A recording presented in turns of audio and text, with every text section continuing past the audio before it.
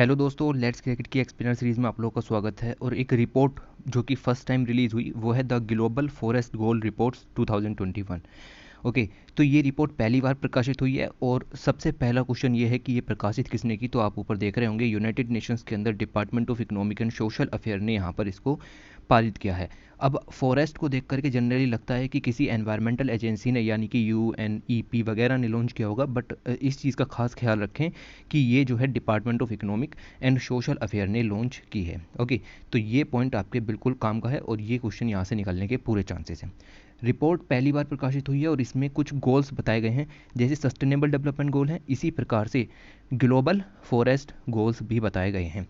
Sustainable development goals number में 17 हैं, global forest goal number में 6 हैं। ठीक है, तो हम इन 6 गोल्स को भी देखेंगे क्या है, इनसे क्वेश्चन आने के चांस काफ़ी हाई हैं और इन चीज़ों के ऊपर हम अपनी वीडियो का फोकस रखेंगे और चलते हैं देखते हैं कि क्या क्या पॉइंट्स इंक्लूड किए गए हैं। सबसे पहली बात मैंने आपको ये बताई कि इसके अंदर ग्लोबल फॉरेस्ट गोल्स यहाँ पर डिफाइन किए गए हैं। तो ये बेसिकली नंबर में 6 हैं और लिंक होंगे सस्टेनेबल डेवलपमेंट गोल्स के साथ। ठीक है, इस पॉइंट को भी याद रखना। सस्टेनेबल डेवलपमेंट गोल्स को हमें 2030 तक पूरा करना है और ये जो गोल्स हैं वो नंबर में 17 हैं। ठीक, जो 6 ग्लोबल फॉरेस्ट गोल्स हैं वो भी हमें 2030 तक पूरे करने हैं। ठीक, और इनका जो लिंक होगा वो डायरेक्ट सस्टेनेबल डेवलपमेंट गोल्स के साथ होगा। मतलब अगर हमने इन 6 गोल्स को पूरा कर लिया तो सस्टेनेबल डेवलपमेंट गोल्स के बहुत सारे गोल्स यहाँ पर पूरे हो जाएंगे, वो मैं बताऊँगा। ओके, तो रिपोर्ट देखिए, ग्लोबल फॉरेस्ट गोल्स रिपोर्ट 2021। इसका जो थीम था वो था realising the importance of forest in the changing world. ठीक है, तो इस लाइन को भी आपको याद रखना है। ओके, चलते हैं। तो हम देखते हैं पहले कि क्या है ग्लोबल फॉरेस्ट गोल्स। मैंने बताया कि 2030 तक पूरे करने और नंबर में 6 हैं। तो पहला गोल क्या है? ग्लोबल फॉरेस्ट गोल नंबर 1 ये है कि जो भी आपने रायता फैलाया है आप उसको साफ करेंगे। मतलब reverse the loss of forest covers, बस इतना ही आपके काम का है। Reverse the loss of forest cover, जितना भी फॉरेस्ट आपने लॉस किया है उसको यहाँ पर लगाना है, चाहे वो आप किसी भी तरीके से कीजिए। फॉरेस्ट मैनेजमेंट के थ्रू कीजिए, प्रोटेक्शन के जरिए कीजिए, रेस्टोरेशन के जरिए कीजिए, एफोरेस्टेशन के जरिए कीजिए, रीफॉरेस्टेशन के जरिए कीजिए, या आप जो अगले आने वाले जो फॉरेस्ट हैं जो अब ख़त्म होंगे उनको बचा करके भी इस काम को कर सकते हैं। तो कुल मिलाकर के आपको क्या करना है, रिवर्स करना है the loss of forest cover. Forest cover loss नहीं होना चाहिए। दूसरा क्या है? दूसरा गोल काफ़ी ज़्यादा इंपॉर्टेंट है, थोड़ा ध्यान से देखिए। Enhance forest based economic, social and environmental benefits. तो यहाँ पर फॉरेस्ट बेस्ड इकोनॉमिक, सोशल और एनवायरमेंटल बेनिफिट्स को एनहेंस करने की बात हो रही है, including the improving of livelihood of forest dependent people. तो फॉरेस्ट के ऊपर जो डिपेंडेंट लोग हैं उनके लाइवलीहुड को भी यहाँ पर इम्प्रूव करने की बात हो रही है। ये है forest goal number 2। Forest goal number 3 क्या है? Increase significantly the area of protected forest. ठीक है, इतना ही काम का है।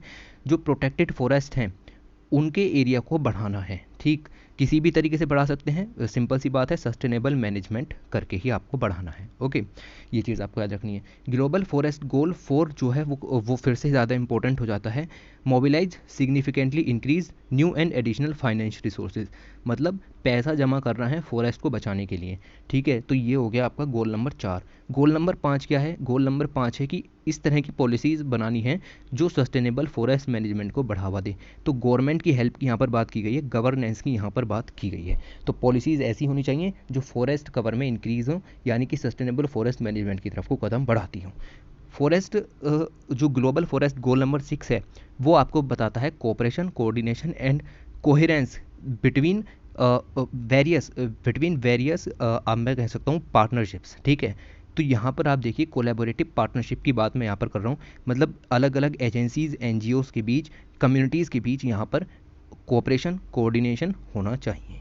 ओके, तो ये चीज़ आपको याद रखनी है। टोटल 6 गोल्स हैं, 6 के 6 गोल्स बहुत आसान भाषा में मैंने आपको समझाए और इनको एक बार और देख लेना, यहाँ पर आपका काम हो जाएगा। ओके, इनको भी देखना। उसके बाद मैंने बताया कि गोल हैं 17 सस्टेनेबल डेवलपमेंट गोल्स जो कि 2030 तक पूरे करने हैं। ये हैं वो सारे गोल्स। अब आप अगर इसमें देखें तो आपको एक चीज़ मिलेगी, ये वाली गोल नंबर 15। गोल नंबर 15 कहता है लाइफ ऑन लैंड। ठीक है, लाइफ ऑन लैंड। तो लाइफ ऑफ लैंड का क्या मतलब है? मतलब ये है कि जो फॉरेस्ट है, टेरेस्ट्रियल इकोसिस्टम है, उसको यहाँ पर बचा करके चलना है। सस्टेनेबल फॉरेस्ट मैनेजमेंट की तरफ ध्यान देता है, कॉम्बैट डेजर्टिफिकेशन की तरफ ध्यान देता है, जो मरुस्थलीकरण हो रहा है उसको नहीं होने देना है, रिवर्स करना है लैंड डिग्रेडेशन को, लैंड यहाँ पर ख़त्म नहीं होनी चाहिए। तो ये जो गोल नंबर 15 है, ये आपका डायरेक्ट लिंक करता है ग्लोबल फॉरेस्ट गोल से। अगर ये गोल यहाँ पर कंप्लीट हो गए तो ये सस्टेनेबल डेवलपमेंट गोल नंबर 15 जो कि यहाँ पर बताता है लाइफ ऑन लैंड, उसको यहाँ पर पूरा किया जा सकता है। ठीक है जी, तो ये चीज़ आपको यहाँ पर देख करके चलिए, इस तरीके से इससे लिंक है। ओके, और भी गोल से यहाँ पर लिंक होता है, जैसे फॉरेस्ट अच्छे होंगे तो आपको एनवायरनमेंट अच्छा मिलेगा, आपकी हेल्थ अच्छी होगी, सस्टेनेबल डेवलपमेंट गोल नंबर 3। ठीक है, आपकी हेल्थ अच्छी होगी तो आपकी एजुकेशन अच्छी होगी, गोल नंबर 4। ठीक है, इस चीज़ को भी आपको ध्यान रखना है। ओके, तो ये ध्यान देता है जेंडर इक्वलिटी की तरफ भी। अभी जो महिलाएं हैं वो फॉरेस्ट की तरफ को जाती हैं लकड़ियाँ इकट्ठा करने के लिए, तो इस चीज़ में भी यहाँ पर ये हेल्प करेगा। और देखते हैं कि क्या क्या पॉइंट्स हैं। ये जो स्लाइड्स अब आने वाली हैं 3, यहाँ से आपको पॉइंट्स पता होने चाहिए कि फॉरेस्ट क्यों ज़रूरी हैं और इनसे क्या क्या फ़ायदे होने वाले हैं। ठीक है, देखिए, अगर हम इनको बचाएंगे तो क्या होगा, आप सीधे सीधे देख सकते हैं कि क्लीन वाटर का प्रोविज़न भी हमें यहाँ से देखने के लिए मिलेगा, जो कि सस्टेनेबल डेवलपमेंट गोल नंबर 6 के अंदर आता है। देखिए, 75% of the emerging infectious disease यानी जूनोटिक डिजीज़ जो हैं वो ओकर होती हैं नेचुरल लैंडस्केप्स में, लाइक फॉरेस्ट में। ठीक है, तो अगर हम फॉरेस्ट को अच्छा रहेंगे तो ये जो डिजीज़ हैं ये भी कम होने के चांसेस हैं। फॉरेस्ट आपको पता है वर्क करते हैं एज ए कार्बन सिंक, मतलब कार्बन को सिक्वेस्ट्रेशन करने का काम ये यहाँ पर करते हैं, जो कार्बन को एब्जॉर्ब करते हैं। तो अगर ये फॉरेस्ट हेल्दी रहेंगे तो ये ज़्यादा से ज़्यादा कार्बन को सिक्वेस्ट्रेट कर पाएंगे। याद रखना इसको। Forest cover 31% of the earth land and area cover 4 billion hectare. Okay, तो फॉरेस्ट पूरी वर्ल्ड के, पूरी अर्थ के 31% पर फॉरेस्ट इस समय है। ठीक, और इसको बढ़ाना है हमें, लगभग 33% तो लेकर के ही जाना है, उसके आगे भी हमें पूरी कोशिश करनी है। बीइंग इन ए फॉरेस्ट और near tree can boost immune system. आपको पता है कि इस समय कोरोना वायरस है, तो ऑक्सीजन की कितनी ज़्यादा ज़रूरत है। फॉरेस्ट हेल्दी होते तो ये सिचुएशन ना होती।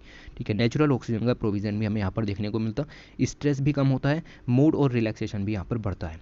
अगली बात करूँ मैं यहाँ पर, तो आपको पता चलेगा कि 40% of the extreme poor in rural area live in forest and savanna areas. तो 40% of the extreme poor dependent हैं फॉरेस्ट एरियाज़ के ऊपर, इस चीज़ को ध्यान रखिएगा। अगला अगर हम देखें तो फूड यहाँ से हमें प्राप्त होता है, लगभग 76 मिलियन टन्स ऑफ फूड यहाँ से ही प्राप्त होता है। 95% प्लांट बेस्ड फूड होता है, जैसे कॉफ़ी हो गई, टी हो गई। ठीक है, ये सब चीज़ें यहाँ पर आपको ध्यान में रखनी हैं। बहुत सारी स्पीसीज़ हैं जो कि अगर फॉरेस्ट नहीं होंगे तो वो ख़त्म हो जाएंगी, एक्सटिंक्शन की तरफ चली जाएंगी। लगभग 1 मिलियन एनिमल स्पीसीज़ ऐसी हैं, अगर फॉरेस्ट की तरफ ध्यान नहीं दिया तो ये स्पीसीज़ यहाँ पर ख़त्म हो जाएंगी। 75% of the world's accessible fresh water कहाँ से आता है, फॉरेस्टेड वाटर सेट से। तो यहाँ पर जो मैंने बताया आपको, क्लीन वाटर एंड सैनिटेशन का प्रोविज़न आपको यहाँ से देखने को मिलता है। मैंने आपको बताया कि लाइफ ऑन लैंड यानी सस्टेनेबल डेवलपमेंट गोल भी यहाँ पर साथ में लेकर के चलने पड़ते हैं। उसके बाद अगर आप देखें तो मैं बात कर रहा हूँ peace, justice and strong institution की, सस्टेनेबल डेवलपमेंट गोल नंबर 16। मैं बात कर रहा हूँ partnership for the goals, sustainable development goal number 17। मतलब ये है कि देखिए, जो इन्वेस्टमेंट है, प्राइवेट सेक्टर का इन्वेस्टमेंट है, वो फॉरेस्ट सेक्टर में बढ़ाना है। जिससे क्या मदद मिलेगी, जिससे मदद मिलेगी पार्टनरशिप की तरफ को, और साथ ही इंस्टीट्यूशंस के बीच में पीस को भी यहाँ पर मदद मिलेगी। अगली चीज़ क्या है, फंडिंग जो है वो बहुत ज़्यादा ज़रूरी है। फंडिंग के साथ ही आपको यहाँ पर पार्टनरशिप भी देखने को मिलेगी, और साथ ही peace, justice and strong institution भी देखने के लिए मिलेगा।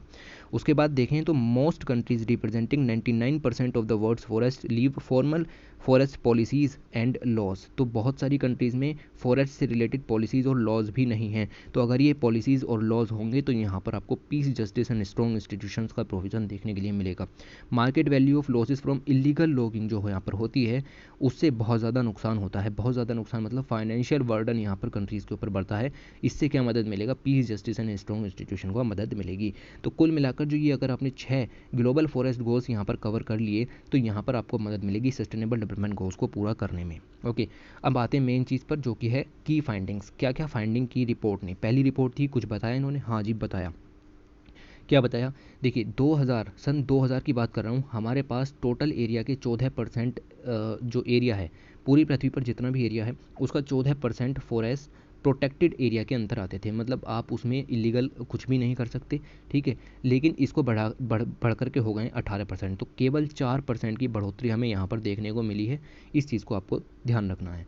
40% of the world's renewable energy comes from forest. तो फॉरेस्ट से हमें वर्ल्ड की रिन्यूएबल एनर्जी भी यहाँ पर मिलती है 40% तक, याद रखना इस चीज़ को।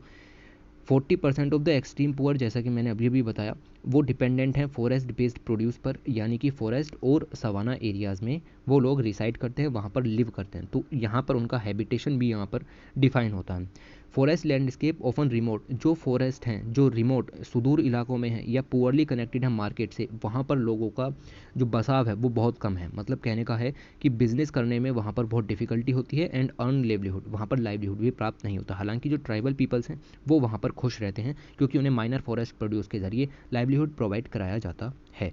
तो जो रिमोट फॉरेस्ट एरियाज़ हैं वहाँ पर बिजनेस अपॉर्चुनिटीज़ कम होती हैं, लेकिन ट्राइबल्स के लिए वही स्वर्ग है। Forests are not frequently considered in policies decision. कहने का मतलब ये है कि जब आप फूड सिक्योरिटी, हंगर, न्यूट्रिशन से रिलेटेड कोई पॉलिसी सरकार बना रही होती है तो उसमें फॉरेस्ट को नेगलेक्ट किया जाता है, फॉरेस्ट के ऊपर कोई भी ध्यान नहीं दिया जाता, frequently considered in policy decisions. ठीक है, तो इस चीज़ को भी याद रखना कि जब पॉलिसीज़ बनाई जाती हैं तो फॉरेस्ट के बारे में कोई प्रोविज़न नहीं रखा जाता है। ठीक, तो ये कुल मिलाकर के आपकी सारी स्लाइड्स थी, टोटल स्लाइड्स की संख्या थी यहाँ पर 10, और यहाँ पर इस तरीके से हमने इसको यहाँ पर कवर किया। सबसे इंपॉर्टेंट क्वेश्चन यही था, यूनाइटेड नेशंस ने कि किस डिपार्टमेंट ने लॉन्च किया, department of economic and social affair ने इसको लॉन्च किया है। ठीक है, दूसरा सबसे इंपॉर्टेंट क्वेश्चन इस गोल्स के बारे में था जो कि आपको याद होने चाहिए मेंस के हिसाब से, और सस्टेनेबल डेवलपमेंट गोल्स भी आपको पता होने चाहिए। फिर ये कुछ पॉइंट्स जो कि आपको पता होने चाहिए, फिर ये की फाइंडिंग्स आपको याद हो जानी चाहिए। तो ये सब कुल मिलाकर के आपको इतना देखना था। Thanks for watching, take care.